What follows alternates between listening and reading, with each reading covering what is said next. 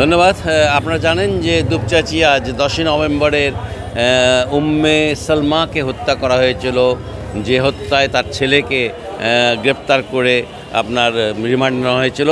সেই হত্যায় কিন্তু প্রমাণ হয়েছে পরে, যখন উনি রিমান্ডে ছেলে বলেছে আপনার হলো সাদ বিন আজিজ যে এই হত্যার সাথে সে জড়িত নয়, তখন রিমান্ডে তখন দেখা গেছে যে এই হত্যার সাথে জড়িত ছিল 3 জন, অর্থাৎ তাদের বাড়ি ভাড়াটিয়া মাবিয়া আক্তার এবং তার সাথে তার 2 সহযোগী, এবং তারা কিন্তু কোর্টে আপনার 164 ধারায় জবানবন্দিতে স্বীকারোক্তি দিয়েছেন যে তারা হত্যার সাথে জড়িত ছিলেন।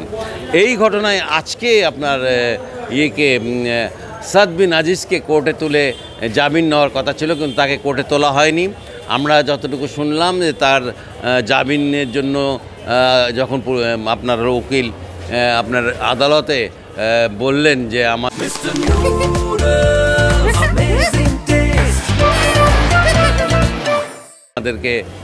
আমাদের এই ছেলেকে জামিন দেওয়া হোক, কারণ সে তো কোনো হত্যার সাথে জড়িত না, তখন কিন্তু আপনার আদালতের যে ম্যাজিস্ট্রেট উনি কিন্তু তার জামিনটাকে আপনার নামঞ্জুর করে দিলেন এবং বললেন যে এই হত্যায় আমরা এখনই কোনো সিদ্ধান্ত দিতে পারবো না, তার জামিন নামঞ্জুর। এই যে জামিন নামঞ্জুর হওয়ার ঘটনা, এটা কিন্তু বিশেষ করে আমাদের এখানে যারা আছেন এবং আশেপাশের লোকজন, তাদের ভিতরে কিন্তু বেশ প্রতিক্রিয়া হয়েছে এবং তারা কিন্তু বলছেন যে জামিনটা দিলে আসলে ছেলেটার হয়তো মাতৃ হত্যার এই ইয়ের থেকে রক্ষা পেত।